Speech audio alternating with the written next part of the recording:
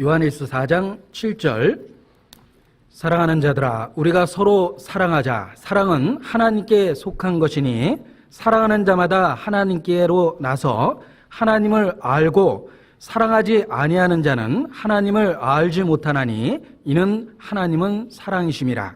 16절 같이 읽죠.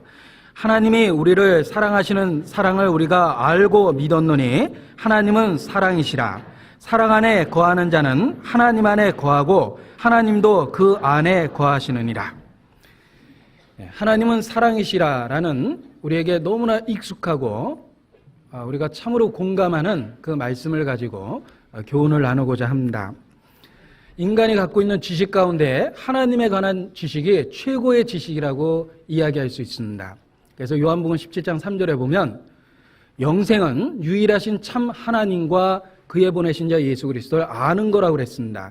하나님에 대해서 참 하나님에 대해서 아는 것을 통해서 우리는 놀라운 결과를 얻을 수 있는데 그것이 바로 영원한 생명입니다.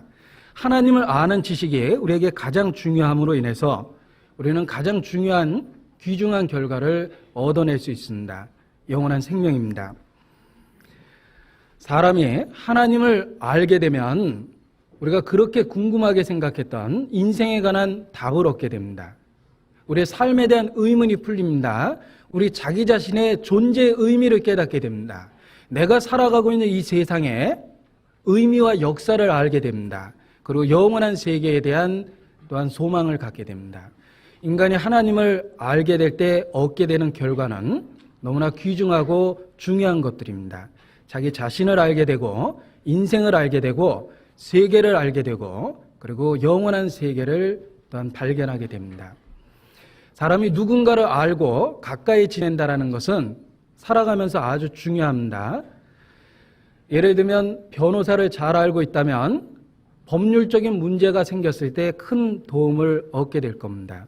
어떤 권력자를 알고 있다면 힘든 일이 있을 때 도움을 얻을 수 있을 겁니다. 어떤 전문적인 의사를 알고 있다면 자기가 갖고 있는 특별한 질병에 대한 도움도 얻을 수 있을 겁니다. 이 세상 사람 중에도 특별한 사람을 알게 될 때 큰 도움을 얻게 되는데 하물며 인간이 하나님에 대해서 알게 되고 하나님과의 사귐이 생겼을 때 그 얻게 되는 유익은 대단히 크다라고 이야기할 수 있습니다. 그 결과가 영원한 생명이라고 말씀하시는 것처럼 너무나 귀중한 것을 인간이 얻게 된다고 말씀하십니다. 그래서 사람에게 있어서 하나님을 올바로 아는 것, 하나님에 대한 지식을 갖는다는 건 너무나 중요한 겁니다. 왜 갈릴리 호수의 평범한 어부였던 베드로, 요한, 그들이 위대한 사도가 되었습니까?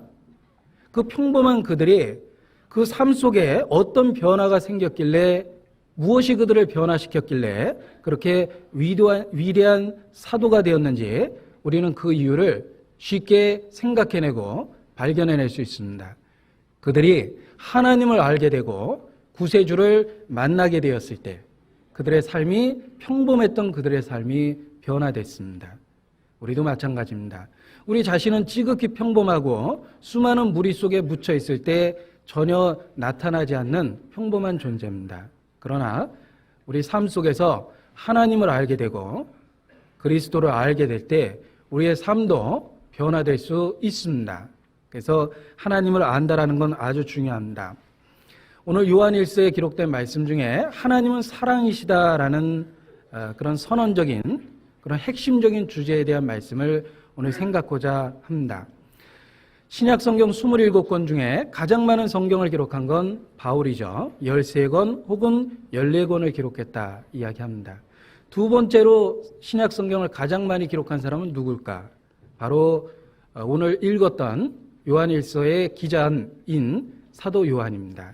이 사도 요한은 5권의 신약 성경을 기록했습니다.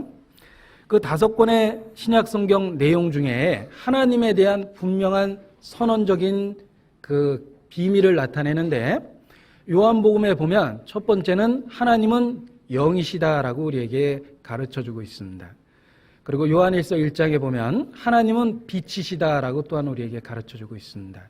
그리고 오늘 본문처럼 하나님의 가장 중요한 속성인 하나님 자신이 사랑이라는 것을 우리에게 가르쳐주고 있습니다. 성경에 나타난 하나님의 본질 또는 속성 중에 우리에게 가장 중요하고 큰 영향력을 끼친 것은 사랑이라는 속성 자체라고 얘기할 수 있습니다. 우리의 삶의 변화를 일으킨 하나님에 관한 지식 중에 바로 하나님이 사랑이라는 그 내용이 우리의 삶의 변화를 일으켰습니다. 우리가 믿고 있는 핵심이며 우리가 전해야 할 복음의 핵심이라고 이야기할 수 있습니다. 우리가 세상을 향해서 하나님에 대해서 알리고자 합니다. 전도하고자 합니다. 그 전도하는 내용의 핵심적인 메시지가 무엇입니까? 바로 하나님은 사랑이라는 그 속성을 우리가 전하고자 하는 겁니다. 우리의 메시지의 핵심입니다. 그 옛날 1800년대에 영국에서 전도했던 찰스 스펄전 목사님께서 어느 날 자기가 설교했던 설교의 목록을 차례대로 살펴보면서 깜짝 놀라워했습니다. 왜냐하면 요한복음 3장 16절을 가지고 설교했던 적이 없었기 때문에 그렇습니다. 요한복음 3장 16절 너무도 유명하죠? 하나님이 세상을 이처럼 사랑하사 독생자를 주셨으니 이는 누구든지 저를 믿는 자마다 멸망치 않고 영생을 얻게 하려 하심이라. 하나님이 세상을 이처럼 사랑했다라는 그 핵심적인 메시지에 대해서 자기가 설교한 적이 없다라는 걸 보고 스스로 놀라워했답니다. 왜? 그분이 평생 설교하고자 했던 내용이 바로 그 내용이었기 때문에 왜 내가 그 본문을 가지고 설교하지 않았을까? 자기 스스로 아주 놀라워했다라고 고백합니다. 그 스펄전 목사님이 오랫동안 목회하셨는데 그가 많은 성경의 본문을 가지고 여러 가지 이야기를 했습니다. 그러나 그 핵심적인 메시지는 늘 하나님은 사랑이시다라는 메시지였다고 고백합니다. 지금도 그러합니다. 우리가 성경에 많은 지식을 가지고 있고 역사적으로 복잡하게 얽혀있는 사건에 대한 지식도 있고 또한 수많은 예언의 성취에 대한 지식도 있을 겁니다. 그러나 가장 중요한 것은 그 많은 말씀 중에 하나님의 사랑에 대한 메시지가 가장 중요하다고 이야기할 수 있습니다. 하나님의 존재를 알게 되었을 때 우리는 나름대로 충격을 받고 놀라워했습니다. 하나님이 거룩하다는 걸 알게 되었을 때 또 우리의 삶을 뒤돌아보고 우리가 죄인이라는 것도 알게 됐습니다. 하나님이 전능하다는 걸 알게 됐을 때 우리의 삶에 있는 문제가 그분을 통해 해결될 거라는 희망도 가져봤습니다.